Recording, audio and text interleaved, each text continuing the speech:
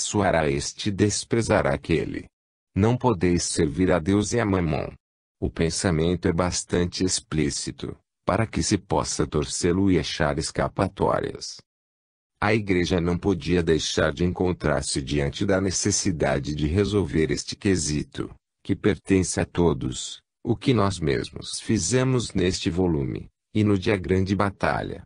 Se quisermos realmente viver o Evangelho, temos de depor as nossas armas terrenas e, cumprindo todo o nosso dever, deixar que Deus nos defenda com a sua providência. Nosso dever não deve basear-se na força nem na astúcia, mas na justiça e no fato de haver merecido, por ter obedecido à lei de Deus, a sua ajuda e proteção. O mundo admite apenas os próprios meios, únicos nos quais acredita. Maquiavel leva até as suas últimas e mais sutis consequências esse método. O cristão, que segue o Evangelho, deveria colocar-se nos antípodas e seguir o método oposto. Procurai sobretudo o reino de Deus e sua justiça, e todo o resto vos será dado por acréscimo. A conclusão a que não se pode fugir, é que a Igreja e o cristão, se quiserem ser coerentes, observando os princípios fundamentais de seu código, devem ser irredutivelmente anti-maquiavélicos, afastando de si, como diabólico, um método de vida que representa a quintessência destilada da patifaria do mundo. Se perguntarmos a qualquer cristão que professe o Evangelho, o que acha mais seguro, se ter merecimento da parte de Deus, ou ter dinheiro no banco e possuir bens, poderemos estar certos de que, mesmo que nas palavras proteste o contrário, nos fatos dará a prova de que sua fé e confiança são todas baseadas nos bens e não nos méritos. Se o mundo fosse sincero, deveria dizer: este é o meu método, e por isso o sigo. Então a separação seria nítida e visível. Mas o maquiavelismo louva, com palavras, o sistema evangélico, para seguir, nos fatos, sem declará-lo, o sistema do mundo. E é assim que, com o maquiavelismo, o método do mundo consegue, sob falsas aparências, escorregar dentro do campo oposto, que, pouco a pouco, por pequenas e gradativas concessões, se acha, quase sem percebê-lo, engodado pelas vantagens imediatas, e justificando-as pela sua finalidade de bem, adotando o método do inimigo. Foi dessa forma que o maquiavelismo pôde entrar na Igreja. Esta não tardou a compreender a inconciliabilidade entre maquiavelismo e cristianismo, mas depois teve de condená-lo, proclamando-se antimaquiavélica, e talvez o fosse, por uma necessidade de purificação imposta pela reforma protestante. Mas nem por isso a infiltração do maquiavelismo cessou. Oferecia-lhe a grande vantagem tangível, imediata, de resolver, ao menos aparentemente, o penoso conflito entre o Evangelho, código que a Igreja devia seguir, e o mundo, em que no entanto ela tinha de viver. Embora não incentivado pelo Evangelho, tratava-se de um modo prático e astuto, de resolver o difícil problema. Através de um compromisso, chegava-se à paz que permitia uma convivência tranquila. Escolhia-se o caminho do menor esforço, já que era mais difícil resolver o caso com a vitória de um dos inimigos. Fazer o mundo vencer abertamente, seria colocar-se em contradição flagrante com os próprios princípios. Fazer vencer o espírito requeria esforço impossível e inatingíveis qualidades de santos. Assim, ao contrário, cada um dos dois inimigos cedia um pequeno espaço ao outro e se conseguia viver ao lado do Evangelho neste mundo. Duas necessidades imprescindíveis. Desta forma podia-se acreditar até que se domesticar um pouco o mundo, para a glória de Deus. Diante dessas concessões, a consciência sentia-se justificada, pela finalidade do bem que assim parecia poder conseguir-se. E a infiltração continua escudada na teoria do fim que justifica os meios. Chegamos deste modo ao seguinte impasse: para atingir os supremos objetivos do espírito, a Igreja usa os métodos do mundo, possui, e se torna Estado e potência política, econômica, bélica, Chega a fazer guerras e a abençoar as armas, a instituir tribunais, a construir para si um direito canônico próprio e a executar legítimas condenações à morte, fogueira. É lícito então perguntar-se, por onde se perdeu o Evangelho? Estaremos diante de uma contradição necessária que trará bons frutos. Teremos sabido achar, na acomodação, uma nova virtude mais sutil, que o céu não pode aprovar. Ou trata-se verdadeiramente de uma traição ao Evangelho, enganado e emborcado pelo inimigo que, com a mais diabólica das astúcias, se sentou na igreja para comandar como Senhor? Essa acomodação que permite a convivência, não será uma derrota, ao invés de uma vitória. Não terá acontecido uma espécie de simbiose, como aquela que se reduz um organismo que se adapta a suportar a vida dos micróbios, fortes demais para que ele consiga expulsá-los, e que assim se fixam dentro dele, gerando a doença crônica. O maquiavelismo não se terá tornado a secular doença crônica da Igreja. Começando esse caminho, é fácil escorregar até ao fundo. E fundo significa que o micróbio, no fim, mata o doente, ou seja, que o mundo vence o Evangelho. Perigo mortal, portanto.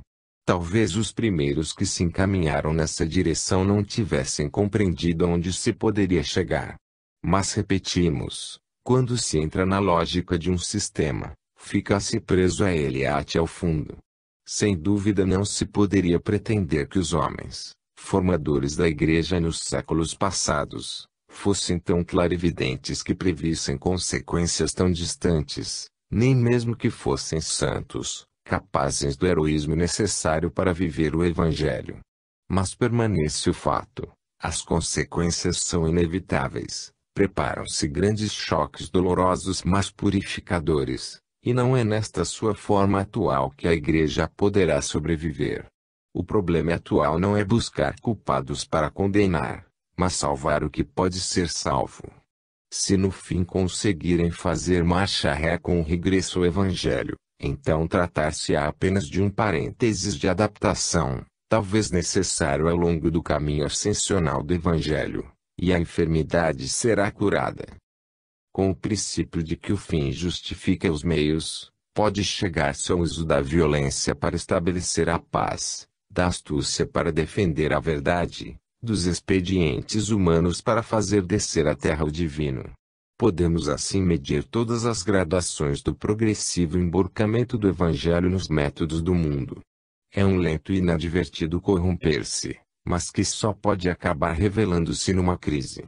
A contaminação é sutil, o mal permanece sempre escondido como indevassável vírus no fundo dos tecidos orgânicos, não se sabe até que ponto se cedeu e até que ponto se resistiu, não se sabe onde se está doente e onde se está são. Se somos maquiavélicos ou antimaquiavélicos, tanto mais que uma das normas do maquiavelismo é de não parecer seguidores dessa escola e de declarar-se antimaquiavélicos. Assim se passa da tolerância à acomodação, depois à astúcia, a seguir à mentira e, uma vez aceito o método de lançar as redes, nelas mesmas se fica preso. Não se sabe mais se o mal que se pratica é ou não uma vitória do bem. Se é justo ou não favorecer injustiças necessárias, perdidas no particular e justificadas pela vitória de uma justiça maior. O fato é que tanto o Evangelho, como o mundo, tem cada um a sua lógica. São tão opostas, que resultam inconciliáveis. Quem tentar fundir as duas lógicas, achar-se-á como quem quisesse colocar-se entre dois campos inimigos, recebendo os golpes dos dois lados, sem possuir, para defesa própria nem as armas de um lado nem as do outro. O Evangelho explicou bem claramente que não se pode servir a dois senhores. O que quer dizer que é preciso decidir-se, na escolha, entre as duas lógicas, rumando por um caminho certo para segui-lo até o fim. Parar no meio do caminho, procurar a solução nas escapatórias por atalhos e estradas laterais, engolfar-se na via das sutilezas e das discriminações, abandonando a estrada reta, tudo isto acaba lançando-nos no caos em que, a força de querer distinguir sutilmente entre honesto e desonesto. Uma só coisa se sabe com segurança, que não se é de maneira nenhuma honesto.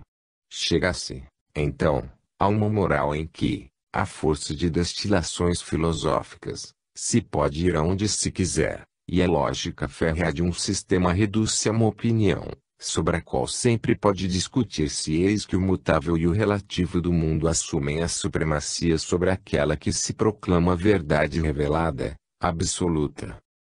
Os caminhos do mundo são traidores, porque engodam oferecendo vantagens imediatas, mas depois nos fazem pagar, porque nos levam por uma estrada escorregadia, cheia de armadilhas. Assim, consegue-se mentir acreditando que não se mente, consegue-se imaginar que se está fazendo o bem, enquanto fazemos o mal. Mas o veneno sutil e doce não pode deixar de produzir os seus efeitos. No fim nós mesmos ficamos fragmentados entre um antimaquiavelismo professado e um maquiavelismo praticado, posição ambígua, em que não mais sabemos o que somos, e para poder usufruir das armas dos dois sistemas opostos acabamos como dizíamos acima, não tendo à nossa disposição nem as armas de um nem as do outro. A astúcia do jogo duplo é a mais perigosa e enganadora das astúcias. E de tal forma complica a defesa que, a certo ponto, se torna impossível. Nasce então uma moral e uma conduta divididas do dualismo entre o que se pode, e o que não se pode declarar, entre as normas de domínio público e as secretas, entre o explícito e o implícito. Uma discussão franca, visando o entendimento torna-se impossível, pelo fato de que uma parte da verdade será sempre calada e subentendida. Nessa psicologia mergulhou particularmente a Companhia de Jesus, tanto que, na linguagem comum, costuma dar-se a palavra jesuíta o sentido de maquiavélico. Tendência da Igreja, a mundanizar-se e tornar-se política, sempre com a finalidade do bem. Não uma posição nítida do limite entre lícito e ilícito, de acordo com uma lógica única, mas a oscilação do limite segundo os casos, sobrepondo-se à retilínea lógica do Evangelho, à contorcida lógica do mundo, sem compreender que assim não se chega a um acordo, mas à contradição. Acaba-se em luta consigo mesmo, o que constitui a maior fraqueza. Fraqueza perigosa porque situada nos alicerces do edifício, ameaçando fazê-lo ruir. Fraqueza no ponto mais vital do organismo que, por isso, adoece. Fraqueza na coluna central da Igreja, que é a fé em Deus e no poder do Espírito. Então o navio perde o leme, e o exército as armas, e a Igreja fica à deriva das forças da matéria e do mundo. O verdadeiro cristão aceita uma única lógica, a do Evangelho. Não sobrepõe uma lógica a outra, para delas fazer um composto híbrido, não desconjunta a solidez de um processo lógico, que significa, na prática, solidez no desenvolvimento de forças em que adquirem forma as proposições desse processo. A Igreja colocou-se nesse encaixe e assim oferece o flanco vulnerável. E agora correm, para golpeá-la nesse ponto, os infiéis sem Deus, e essa vulnerabilidade facilita-lhes a vitória. Não estamos condenando, repetimos, pois isto não adianta a ninguém. Estamos olhando o temporal que se aproxima, como conclusão fatal das premissas que foram colocadas voluntariamente. A borrasca dá-nos, infelizmente, a prova de que estas considerações são verdadeiras. Que fará a Igreja diante do comunismo? Deus a salvará.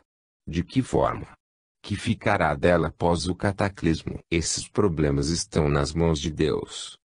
Como poderá uma Igreja, que já se colocou no terreno econômico-político de todos, deixar de usar as armas deste plano humano, e, quanto mais forte for o ataque, deixar de insistir nelas cada vez mais?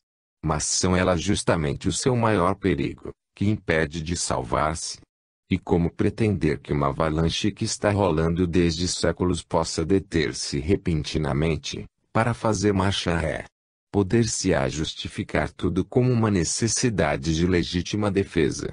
Ao maquiavelismo jamais faltam razões para legitimar suas obras.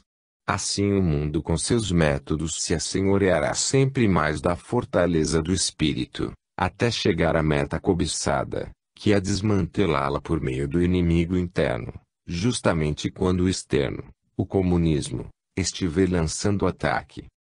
O momento é gravíssimo, porque a Igreja tem de lutar contra dois inimigos, o interno e o externo. O primeiro é produzido pelo fato de que ela funciona, há séculos, maquiavelicamente, e agora, como consequência, por-se a lutar contra o comunismo no mesmo plano humano dele. Isto significa não permanecer no plano espiritual, acima dos combates, mas ficar, como coisa humana, mergulhada dentro da luta humana. Então surge, para defender-se e não ficar inferior em armas, a necessidade de aceitar e usar sem outros escrúpulos, todas as armas do mundo, já que agora é difícil demais voltar atrás. Mas se é justamente esse caso que leva à derrota, como impedi-la? Se é muito difícil de um só golpe renovar um hábito, para achar a lógica da fé, pura, absoluta, sem os compromissos do maquiavelismo, se o organismo do enfermo não pode suportar o remédio, como se poderá curá-lo? E no entanto, as duas lógicas antitéticas continuam a corroer-se mutuamente. A lógica da fé gostaria de matar a do mundo, e a do mundo destruir a da fé. Só no primeiro caso, mesmo à custa de perseguições, de expoliações e destruição de toda a superestrutura terrena, é que a Igreja poderá vencer, da única maneira possível, fortalecendo pelo poder espiritual, o que lhe compete, e reentrando num terreno que é seu, e no qual ninguém pode vencê-la. Assim a Igreja poderá perder a batalha na terra, mas a vencerá no céu, o que reforçará a sua missão na terra. Mas, se para vencer a batalha na terra, chegar a perdê-la no céu, a Igreja perderá em ambas as frentes porque, numa, traiu sua missão, e no plano humano será liquidada como é de justiça fazer-se com os fracos e vencidos. Esta é a força lógica das coisas, e não há poder humano que permita sair disso. Portanto, um método único existe, com o qual pode a Igreja combater e vencer a atual batalha, e já vimos qual é. Mas, no fundo, se olharmos o que aconteceu no passado, o que acontece agora e o que deverá acontecer, só podemos admirar a sabedoria de Deus que tudo dirige e salva, utilizando os elementos que se acham disponíveis no mundo. Assim tudo se explica a seu tempo e no devido lugar. A imperfeição humana escapam erros e a história traz-lhes remédios, impondo o necessário corretivo, executando a dolorosa operação salvadora. Bem ou mal, a Igreja conseguiu chegar até hoje, através do tempestuoso oceano da Idade Média. Para chegar a isto, interessou-se antes de tudo em salvar-se como instituição e comunidade, exigindo para isso disciplina e obediência como autoridade, mais do que cuidando do aprofundamento dos princípios, da solução dos problemas do conhecimento, da evolução do pensamento e das consciências. Achou assim que talvez fosse melhor não tocar na casa de marimbondos de problemas tão espinhosos, difíceis, sempre controvertidos, de solução própria, inatingível, enquanto permanecia mais acessível e agradável ao povo a faustosa encenação do rito, da arte, da suntuosidade dos grandes templos. Desta forma, as massas, mais satisfeitas, aderiam com maior facilidade. Mas também a exterioridade e a forma, qualidades do mundo, venceram, substituindo-se a interioridade e a substância, e a Igreja se foi esvaziando de seu mais precioso conteúdo que é o espiritual. No Barroco, encontrou seu estilo e o aceita, sem ao menos suspeitar o verdadeiro significado dele, que é o de ser a mais ofensiva expressão da vitória da exterioridade mundana e do vazio interior. Com o Barroco fixou-se na Igreja e ainda aí permanece, o teatral e o fantástico em vez do simples, o confuso em vez da sinceridade, o artifício no lugar da verdade, a ficção em vez do superamento, no espírito a materialidade da vida dos sentidos. Estilo que exprime uma época e sua forma mental. Assim, a arte religiosa torna-se humanamente esplêndida, pagamente grandiosa e espetacular, em vez de humilde e crente. E tudo isso ocorre com tanta convicção, que nem sequer se percebe a contradição, e surge vontade de perguntar: mas será que a Igreja percebeu o desgarramento, pelo qual a fé se tornou uma exterioridade?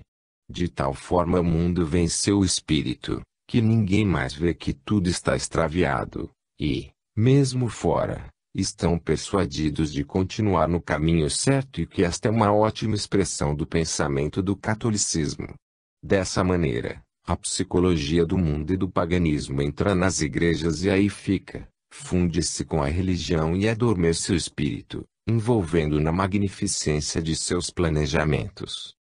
Assim foi a Igreja navegando pelo mar do tempo. Sacudida pelo assalto da Reforma, organizou a contra-reforma, levada por um só instinto: sobreviver de qualquer modo. O trabalho mais urgente e a maior preocupação foram os de salvar a instituição, mais do que a fé, e a de salvar a fé que se tornou instrumento para salvar a instituição. Ocorreu então que o meio terreno se tornou meta, e a meta celeste se tornou meio. Dessa inversão derivou um fato grave: a Igreja teve de assumir uma posição negativa, de defesa, que ainda mantém, colocando-se assim numa posição de grande desvantagem, pois é um fato que a posição positiva pertence hoje ao inimigo que passou ao ataque. Como se explica isto? Tudo é lógico. A Igreja pode ser afirmativa apenas em seu terreno, ou seja, no espírito. Tornando-se potência terrena, desviou seu centro vital para o lado oposto, do mundo, que ela assim reconheceu e aceitou, transplantou-se para o campo do inimigo, colocando-se assim no rol das coisas humanas. Se com isto conseguiu a vantagem imediata de tornar-se presente e afirmativo naquele plano de vida, que não é o seu, isto a tornou ausente e negativa no plano próprio, o do espírito. Enquanto a Igreja julgava conquistar novos poderes, este fato a privava de sua força maior, porque a reduziu ao nível das instituições terrenas, que desta maneira podem tratar de igual para igual, como potência do mundo, nada mais. Pode ter parecido uma astúcia vantajosa, a de querer colocar-se também nesse outro terreno, o do mundo, mas no fim, tudo se reduziu a uma traição. E desse lado nada mais se podia esperar, como bem avisa o Evangelho.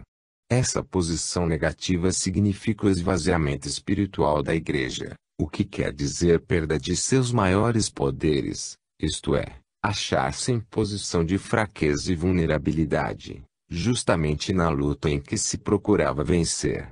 A troca foi muito desvantajosa, de um organismo espiritual superior reduzir-se a uma instituição humana, assumir uma posição terrena, que não é a sua, e portanto de inferioridade, enquanto a posição da Igreja, como espiritual, deveria ser de superioridade diante de qualquer organização humana. Saindo do terreno próprio, e transportando-se ao do mundo, aceitando as armas do inimigo, a Igreja iludiu-se, acreditando poder afirmar-se melhor com isto.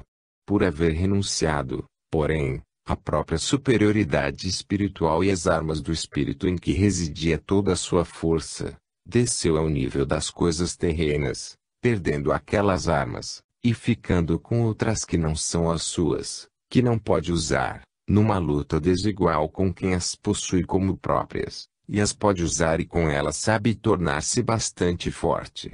Podemos assim explicar-nos tudo, ou seja, como a Igreja se enfraqueceu tanto hoje, pelo menos como potência espiritual, como, diante do inimigo que se movimenta para o ataque, ela se acha em posição negativa, em atitude de defesa, que pode, a cada momento, como num exército que não esteja bem armado, transformar-se numa fuga. Mas, conforme dissemos, não pode pretender-se que os homens sejam todos gênios que saibam prever a séculos de distância, nem que sejam todos heróis, querendo escolher para si mesmos os caminhos mais árduos e difíceis. Mas, então, por isso se deteria o progresso e se concederia à incipiência humana tanto poder, que paralisasse a evolução da vida. E então, como resolver o problema? Quando a imperfeição humana chega a comprometer o fatal desenvolvimento dos planos da história, então entra em jogo a inteligência desta que, com acontecimentos apropriados, constrange a passar pela estrada estreita e espinhosa, aquela que o comodismo nos fez antes evitar, mas que é necessário percorrer para chegar à salvação. Então, Deus abre as portas do inferno, de modo que todos os diabos desencadeados saiam para agredir a quem errou, em outros termos, deixa livres, para explodir, as forças do mal, que se tornam instrumento da justiça divina, para que se realize a operação cirúrgica de limpeza e cura. O mal funciona a serviço do bem, e chegam destruição e dor para recolocar-nos na posição devida, fazendo triunfar o espírito. Assim, aqueles diabos desencadeados e cegos trabalham intensamente para que Cristo triunfe. A salvação que poderia ter sido feita por obra de inteligência e boa vontade, e que não foi feita, agora se faz pela força. Trata-se apenas de um caminho mais doloroso e mais longo. Mas o objetivo é alcançado do mesmo modo. Ninguém pode deter a história e o progresso. Mesmo que o homem possa fazer todas as coisas, não obstante tudo continua a funcionar perfeitamente na perfeição de Deus. 6. Dinâmica da evolução. O telefinalismo da evolução. Não mais materialismo evolucionista, mas evolucionismo espiritualista. Da matéria à vida. A técnica construtiva da evolução. Uma inteligência dirige o fenômeno, que é regresso à perfeição perdida, meta pré-estabelecida e fatal. Objeções. A técnica da tentativa prova e não desmente o telefinalismo. A entropia. Dinamismo cósmico e dinamismo biológico. A vida na conquista do movimento para domínio da dimensão espaço.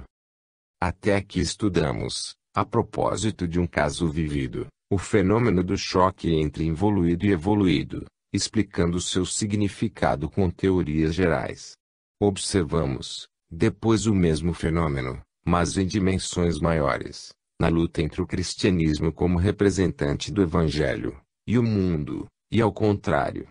Até agora permanecemos num terreno prático, como a realidade da vida se nos apresenta na Terra. Nesta última parte do presente volume, dilataremos ainda mais os nossos horizontes, ampliando a nossa visão para considerar outro aspecto diferente de a grande batalha. Revelar-nos a ele o vasto e profundo significado biológico do fenômeno dessa batalha, sua importância para o desenvolvimento da vida, e a que resultados maravilhosos tende o fenômeno, levando com ele o ser.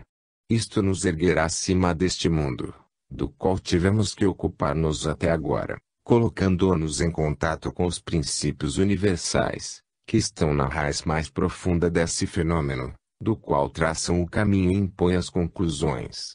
Esses princípios são os teológicos, demonstrados nos 2 volumes, Deus e o Universo e o Sistema, princípios que aqui voltam, aplicados e confirmados em contato com a realidade da vida, onde são observadas as suas consequências práticas. Essa subida permitir-nos a unir a realidade do relativo aos princípios que o dirigem, no plano das causas primeiras, e isto com absoluto sentido unitário que liga tudo, e tudo funde monisticamente, fazendo achar a causa no efeito e o efeito na causa.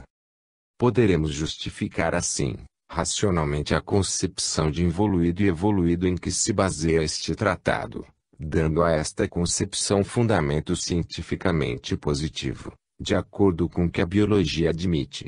Poderemos explicar e provar nossa afirmação de que o Evangelho representa a lei da humanidade futura. Mesmo pelas teorias da ciência, poderemos sustentar que a evolução leva o homem à sua própria espiritualização, pois é esta direção em que a vida progride, e é no espiritualizar-se que verdadeiramente consiste o telefinalismo da evolução. Assim, por outros caminhos positivos, poderemos dar plena confirmação às afirmativas em que nos baseamos no desenvolvimento desta obra, uma confirmação lógica, enquadrada no seio da lei, ou seja, no seio do plano que dirige o funcionamento e a evolução do universo. Que haja um telefinalismo na evolução e que ele seja representado pela espiritualização, já o afirmamos várias vezes neste volume, em rápidas referências. Desenvolvamos agora esses pontos, explicando-nos o que isto significa e analisando o fenômeno e as razões pelas quais isto acontece. Reside a explicação lógica desse fato numa razão profunda. No volume O Sistema, foi demonstrado que a evolução representa o trabalho de reconstrução do sistema, a partir das ruínas do antissistema em que aquele caíra. Trata-se de uma experiência do fenômeno da evolução que são mais exaustivas e profundas do que as oferecidas pela ciência que, segundo a concepção materialista de Darwin e Haeckel, sem penetrar no mundo das causas, se detém na superfície dos efeitos, onde aparece apenas o desenvolvimento morfológico dos órgãos. A este, que é um materialismo evolucionista, podemos agora substituir um evolucionismo espiritualista. Podemos assim penetrar o significado íntimo do fenômeno da evolução, ou seja, o de ser um processo de reconstrução de um sistema destruído. Impõe-nos este fato consequências importantes. Com efeito, o modelo a reconstruir preexiste ao processo evolutivo e estabelece a sua meta que constitui justamente o telefinalismo. Esse modelo já existe e, se o atual estágio de evolução ainda está distante, ele já possui um objetivo determinado, que deverá atingir ao identificar-se com o modelo. As fases sucessivas do progredir e aperfeiçoar-se da vida são gradativas aproximações a este estado final. Este é estabelecido pelo sistema perfeito, não decaído, que representa a primeira criação operada por Deus. Eis então que a evolução não caminha ao acaso, abandonada a si mesma, mas é guiada pela atração para a meta longínqua, para a qual tende a marcha, como sobre um binário marcado por um raio de luz. A mais, porém, se conhecemos o ponto de chegada, sabemos também qual é o ponto de partida da nossa evolução, a matéria. Em a grande síntese traçamos todo o caminho a que a evolução submete o ser, da matéria ao espírito. Chegamos a saber, assim, mais do que pode dizer-nos a ciência, porque, conhecidos o ponto de partida e o ponto de chegada da evolução, pode estabelecer-se também todo o traçado do seu caminho. É verdade que, no relativo, as estradas pelas quais se pode evoluir são muitas, mas se são diferentes na forma, são iguais na substância, porque todas levam ao mesmo objetivo, e partindo da matéria vão ao espírito, ou seja, ao sistema e a Deus, que é o seu centro. Tudo parte de um polo onde tudo se encontra no negativo, mal, trevas, dor, morte, etc., e caminha para um polo em que tudo se encontra no positivo, bem, luz, alegria, vida, etc. Eis então que a evolução se nos revela em seus mais profundos significados, como um fenômeno não casual e isolado, mas como um processo fundamental, enquadrado na ordem universal, como parte integrante do sistema, em função do objetivo supremo desta, um fenômeno guiado por uma inteligência e poder que o disciplinam, determinado por Deus e sujeito à sua lei, que permaneceu de pé mesmo depois da queda, para dirigir e salvar tudo. Os primeiros biólogos que descobriram a evolução nem sequer sonhavam com tudo isto. O conceito de telefinalismo está implícito nessa concepção. Ainda que o particular seja deixado ao livre-arbítrio individual, à mercê das tentativas e do erro, em suas grandes linhas o fenômeno da evolução é fatal e amarrado a um caminho próprio pré-estabelecido. Pode-se evoluir de várias maneiras, mas somente caminhando para Deus. Já está, portanto, estabelecida a forma que deverá assumir no futuro da evolução humana, ou seja, que ela só pode consistir no espiritualizar-se. Seu profundo trabalho criador faz-se no terreno das causas primeiras, que está no íntimo do ser, mesmo que se trate, como no passado, de construções morfológicas, que explicamos como produto ideoplástico. O regresso a Deus só pode significar o despertar, no ser, de todas as qualidades espirituais que aproximam de Deus. Assim se explica porque a evolução, quanto mais se sobe, mais se deve verificar no íntimo, no profundo, onde Deus está em nós. Assim se explica porque o caminho da evolução, para a raça humana que já se tornou madura, só pode continuar na forma de sua espiritualização. Significa isto o despertar do ser por conquista do conhecimento e consciência. Significa desenvolver a vida interior, compreender e viver o espírito do Evangelho, e com isto realizar na terra o reino de Deus. Espiritualização, porque a evolução vai da matéria para Deus, que é o espírito. Desenvolvimento da vida interior, porque Deus é interior e não exterior ao ser e ao universo. Aqui se vão delineando os argumentos racionais, positivos e científicos, que demonstram a exatidão de nossa precedente colocação do problema de a grande batalha, provando-nos que nosso ponto de vista não foi criação arbitrária de teorias, apenas para nos dar razão, mas que elas justificam e confirmam verdadeiramente a nossa interpretação dos fatos que narramos e dos fenômenos trazidos exame. Assim também obteremos confirmação da ciência, para a nossa tese do valor universal do Evangelho como fator biológico de evolução. O Evangelho insere-se na evolução, acompanhando o seu telefinalismo, com o qual coincide, porquanto é a espiritualização. Que mais podemos fazer? Mais não podemos dar, porque mais não temos. Em nossos livros oferecemos todos os meios que o sentimento, o pensamento e a palavra podem oferecer para orientar, e também os dados positivos da ciência. Fazemos isso para cumprir nosso sagrado dever. Aproveite quem quiser, como um salva-vidas, na hora dos salves quem puder. É ordem da lei, que é vontade de Deus, que se tenha de fazer este passo à frente na realização do Evangelho, o que quer dizer, na evolução da vida. A hora está madura, porque o mundo de hoje está espiritualmente em diluição, como no tempo do imperador Constantino estava o mundo romano, e de suas ruínas nascia o cristianismo. Repitamo-lo para o Evangelho, in hoc signo vinces, com este sinal venceremos, para que do desfazimento do mundo de hoje nasça o novo cristianismo do Evangelho, vencendo a grande batalha. Estes livros querem salvar o que pode ser salvo.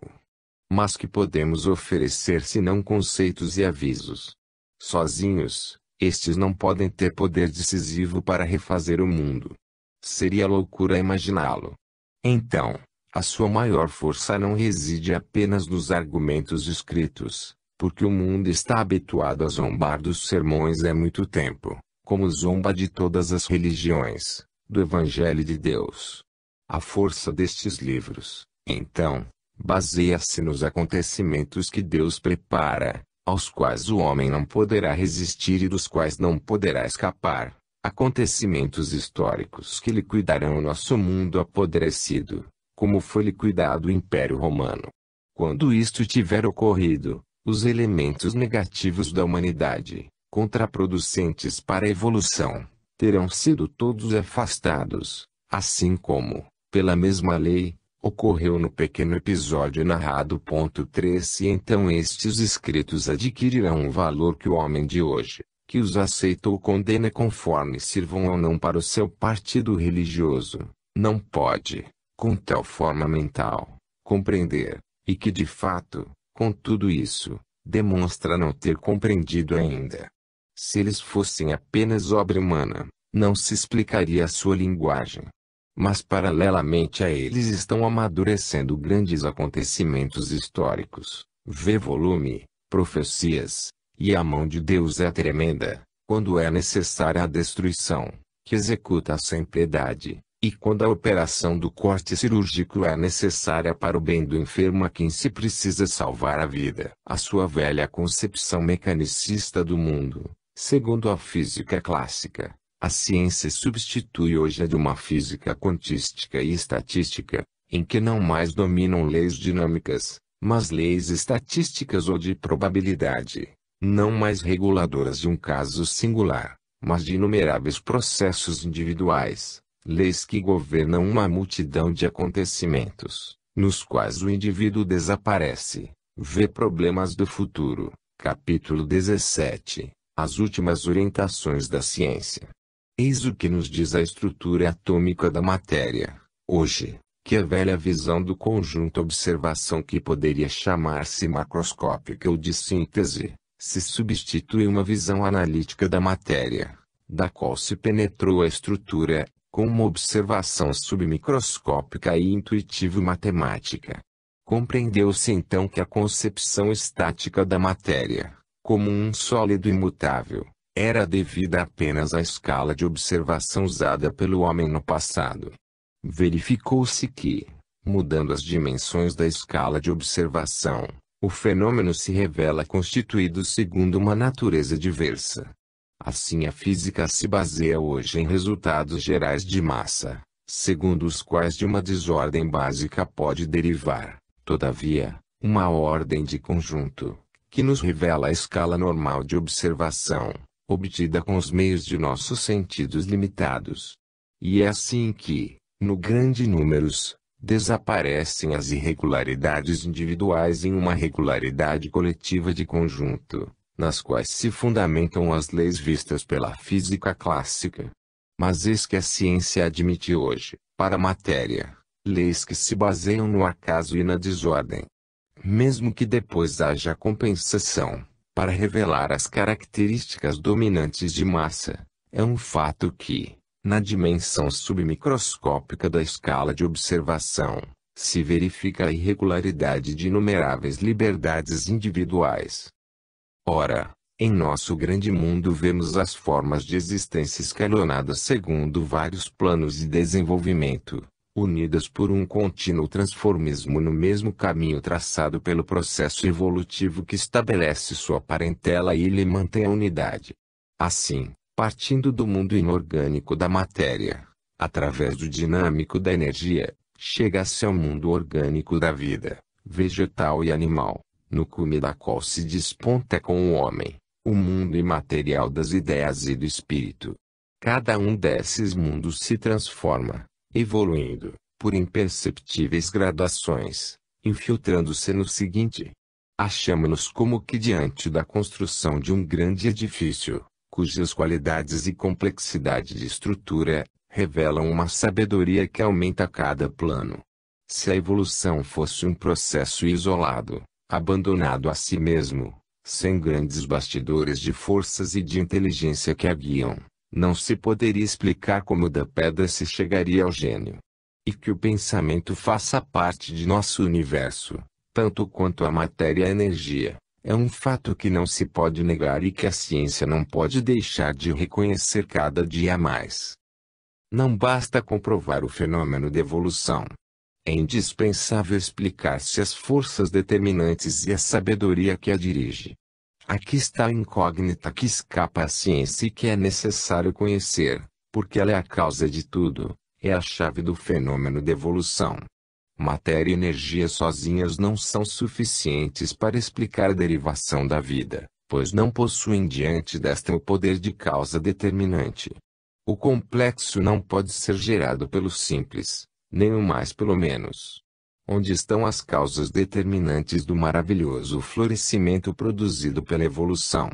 Olhando desde a matéria inorgânica até o homem que pensa, podemos compreender o tremendo trabalho criador que a evolução deu provas de saber realizar. Para fazer compreender melhor, quisemos aqui recordar qual é a estrutura íntima da matéria. Agora perguntamos, como pode, de um mundo dirigido pelo acaso, derivar, sem a intervenção de qualquer outro fator, o mundo biológico em que uma série imensa de fatores aparece não só disciplinada, segundo um funcionamento próprio, bem diferente do estado orgânico, mas orientada segundo um transformismo que arrasta tudo na direção evolutiva, capaz de levar a vida da primeira célula até a complexidade do organismo humano, no qual o cérebro atua em ordem ainda mais complexa, a do mundo psíquico e espiritual. As causas desses efeitos não as achamos na matéria. Ela é insuficiente para determiná-los. Onde estão, pois, essas causas? Como pode, de um sistema constituído por movimentos livres dos indivíduos componentes, baseados em leis estatísticas ou de probabilidades, desenvolver-se aquele maravilhoso edifício biológico, em que vemos, no fim, aparecer o pensamento e o espírito? Dado o ponto de partida estatisticamente falando, o fenômeno do surgir da vida é estranhamente improvável, e o seu desenvolvimento até ao homem é inexplicável. Usando o cálculo das probabilidades pode demonstrar-se matematicamente a impossibilidade de explicar, apenas com o acaso, o aparecimento espontâneo da vida na Terra. As primeiras células não podiam nascer de uma desordem caótica por uma combinação fortuita de elementos atômicos. Mesmo que, dispondo de um tempo ilimitado, fosse possível teoricamente qualquer combinação. Antes de tudo, para a Terra, há limites de tempo, imensamente inferior ao necessário para que tal combinação tenha podido verificar-se em larga escala. Além disso, as propriedades da célula implicam, não uma simples combinação de elementos, mas pressupõem uma coordenação de complexidade que jamais poderá resultar do acaso, mas apenas de uma direção inteligente. Sem dúvida foi utilizada a matéria-prima menos evoluída. Mas não significa absolutamente que isto seja a causa do fenômeno. Devemos admitir, ao invés, que a vida não é uma criação da matéria, mas apenas uma manifestação e revelação através da matéria. Igualmente temos de aceitar que o espírito não é uma criação da vida, mas somente uma manifestação e revelação através dela. É inevitável, então, concluir admitindo que o mundo biológico não é o produto gerado pelo mundo físico e dinâmico, que o mundo psíquico espiritual não é um efeito determinado pelo mundo biológico, mas que todos eles são a expressão de um princípio superior que utiliza as construções precedentes para delas realizar outras cada vez mais complexas e perfeitas, coordenando seus elementos em combinações cada vez mais sábias. Se nada se cria, e nada se destrói, e se do nada, nada se produz, não nos resta senão buscar naquele princípio superior uma causa, para esses efeitos. Passando, ao evoluir, do mundo físico ao dinâmico, ao biológico, ao psíquico e espiritual, assistimos, em cada degrau, a uma inovação radical, como se fora uma revolução em que se manifestam efeitos que as causas existentes nos planos inferiores não contêm e não explicam. A cada salto para frente nasce um mundo novo, dirigido por novos princípios, que são muito mais do que simples consequência dos precedentes.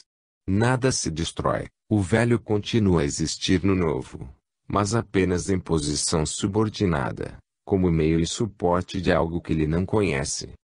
Além disso, podemos observar um fato estranho.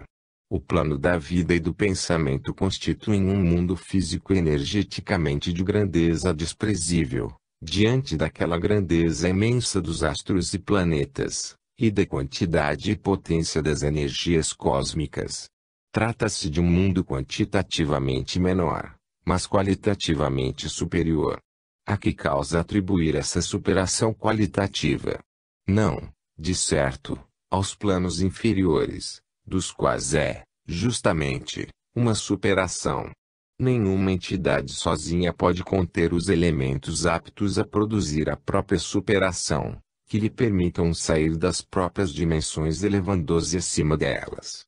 É verdade que, nos planos inferiores, encontramos maior riqueza de quantidade. Mas poderá a quantidade sozinha produzir a qualidade? A evolução parece proceder construindo em forma de pirâmide, selecionando cada vez mais, quanto mais sobe, os seus elementos e mandando para a frente apenas os mais escolhidos. E é assim que a evolução consegue fazer qualidades com a quantidade, extraindo-a da massa. Mas para que isto seja possível, seria necessário que a quantidade contivesse, embora em medida reduzida, a qualidade. Ora, como pode um plano inferior conter as características completamente diferentes que individualizam um plano superior? Eis que quanto mais observamos e raciocinamos, mais somos arrastados para o mesmo ponto. Os fatos e a lógica nos constrangem a aceitar, como explicação de tudo isto, a presença de uma inteligência e poder diretores, preexistentes ao fenômeno da evolução, a qual impõe determinado caminho e telefinalismo. Torna-se então explicável essa transformação de potência criadora, compreendendo-a não como uma absurda derivação do menos no mais, mas como uma destilação progressiva de valores substanciais, já contidos em potência, como numa semente, que depois gera árvore, contidos numa coisa que não é menor, mas apenas aparece assim, porque ainda não se desenvolveu. Mas de onde derivam, então, esses valores substanciais, e como podem existir no estado latente, não expresso, à espera de desenvolvimento, mesmo nos mais baixos planos da evolução? Para responder, é indispensável ter compreendido a teoria da queda, explicada em nossos 2 volumes Deus e o Universo e o Sistema, e o desenvolvimento evolutivo traçado em A Grande Síntese, que se pode definir, a teoria do reerguimento. Nesses livros está explicada a origem da matéria, pela queda, corrupção ou involução do espírito, e o regresso, pelo caminho da evolução, aquele perfeito estado originário, o que é um estado de reerguimento ou reconstrução do sistema, a partir do antissistema, sob a guia daquele mesmo Deus que, tirando de si, tinha criado tudo. O fenômeno da evolução torna-se, então, bem compreensível, como um caminho de volta, paralelo e inverso ao de ida, compreensível, porque toda a trajetória do projeto se torna visível, equilibrada em suas 2 fases opostas de descida e subida, do ponto de partida até o polo oposto, e, deste, recuperando tudo o que perdeu, novamente até ao ponto de partida.